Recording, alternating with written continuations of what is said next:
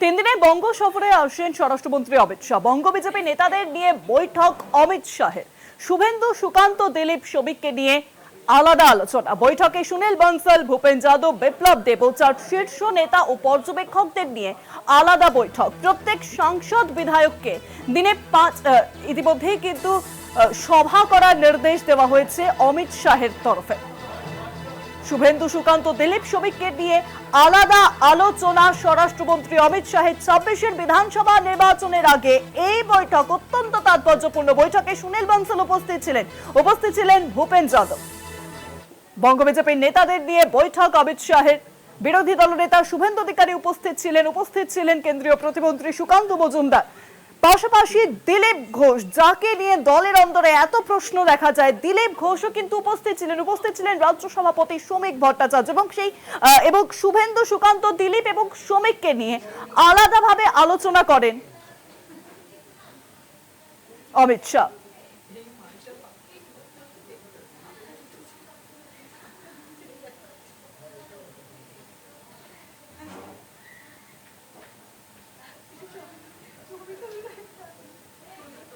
আরো জানবো এখন সায়েন্স সিটির সামনে থেকে সরাসরি রয়েছেন আমাদের বিশেষ প্রতিনিধি অঞ্জন রায়। অঞ্জনদা, আজকে সাংসদ বিধায়কদের সঙ্গে বৈঠক অমিত শাহের, পাশাপাশি দলীয় সব কর্মীদের সঙ্গে বৈঠক অমিত শাহের। স্বরাষ্ট্রমন্ত্রী 26-এর নির্বাচনের আগে ঠিক কি বার্তা?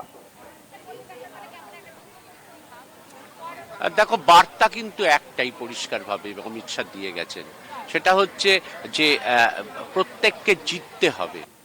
তার জন্য যেটা করার দরকার সেটাই বলে দিয়ে গেছেন সাংসদ বিধায়কদের সভায়। এবং এই সাংসদ বিধায়কদের সভায় কিন্তু শুধুমাত্র যে বর্তমান যারা বিধায়ক বা সাংসদ আছেন তারা না, প্রাক্তনীদেরও ডাকা হয়েছিল এবারের এই সভাতে। ফলে পাচ্ছ যে গুরুত্বপূর্ণ মেসেজ দেওয়ার জন্যই কার্যত পুরনো নতুনদের মধ্যে যারা জেতা প্রার্থী লোকসভা এবং বিধানসভায় তাদেরকেই এক কাট্টা করে অমিত শাহ বার্তা দিয়েছেন। অমিত শাহ বৈঠকে একটাই পরিষ্কার করে দিয়েছেন যে প্রতিদিন অন্তত পক্ষে 5টা করে সভা করতে হবে, সেটা স্ট্রিট কর্নার হোক বা ঘরোয়া বৈঠক হোক। অর্থাৎ একেবারে টাস্ক করে দিয়ে গেছেন যে কি করতে হবে, জিততে গেলে কি পথ, সেই পথে বিজেপিকে এগোতে হবে। তিনি পরিষ্কার বলেছেন যে বক্তব্য তিনি গত 2 দিন ধরে বলেছিলেন তার 3 দিনের সফরের মধ্যে। আজকের 3য় দিনে তিনি প্রথম বৈঠক সাংসদ ও বিধায়কের সভায় বলেছেন যে এবারের সরকার আমাদের সরকার, এইটা মাথায় রেখে কাজ করুন। দেখবেন কাজ করার যে তাগিদ, কাজ করার যে উদ্দীপনা তা কয়েক গুণ বেড়ে গেছে। কার্যত আমাকে যদি বলো সেভাবে ব্যাখ্যা করতে, আমি বলবো ভোকাল টনিক দিয়ে গেলেন আজকে বিধায়ক সাংসদদের সভায়। এবং পরিষ্কার চিত্র একটা গোটা রাজ্যে তুলে দিয়ে একটা হোমওয়ার্ক টাইপের করে দিয়ে গেলেন।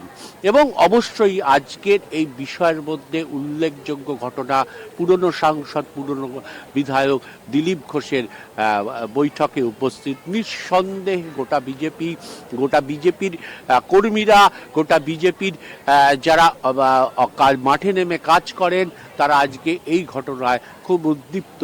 কারণ তারা চাইছিলেন শুভেন্দু, শ্রমিক, দিলীপ এবং সুকান্ত একসঙ্গে হোক।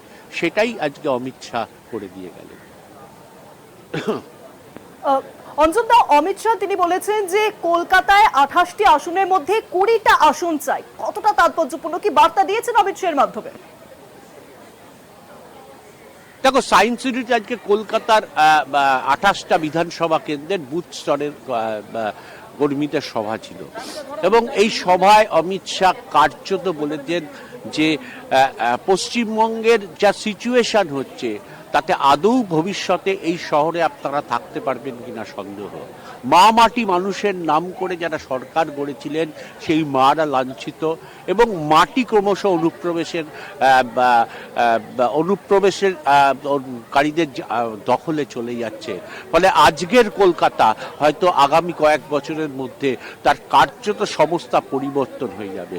এবং এই জায়গায় দাঁড়িয়ে তিনি সমস্ত বুথ লেভেলের কর্মীদের কলকাতায় বলেছেন যে এই সরকারকে উকড়ে ফেলার জন্য আপনারা প্রস্তুত হন। যদি না হন তাহলে আপনাদের নিজেদের অস্তিত্ব, নিজেদের বাড়ির অস্তিত্ব, নিজেদের পরিবারের সংকট কিন্তু হবে। তিনি একটা হোমওয়ার্ক টাইপের করে দিয়ে গেছেন যে কিভাবে প্রত্যেকটা বাড়ির সঙ্গে সংযোগ করতে হবে, কিভাবে বুথ স্তরের একজন কর্মী আরেকজন কর্মীর সঙ্গে একসঙ্গে মিলে কাজ করবেন, এবং পরিষ্কার একটা ল্যাঙ্গুয়েজ ইউজ করেছেন, কোট বলতে পারো ইউজ করেছেন যে ইসকা বার হামারা সরকার, এটা দিল সে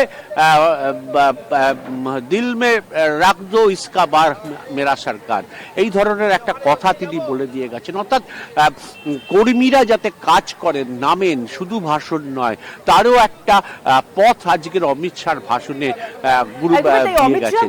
এবং কলকাতায় যারা কর্মীদেরকে একদম রুট ম্যাপ বেঁধে দিলেন। আমাদের সঙ্গে অঞ্জনদা, তুমি আমাদের সঙ্গে থাকো।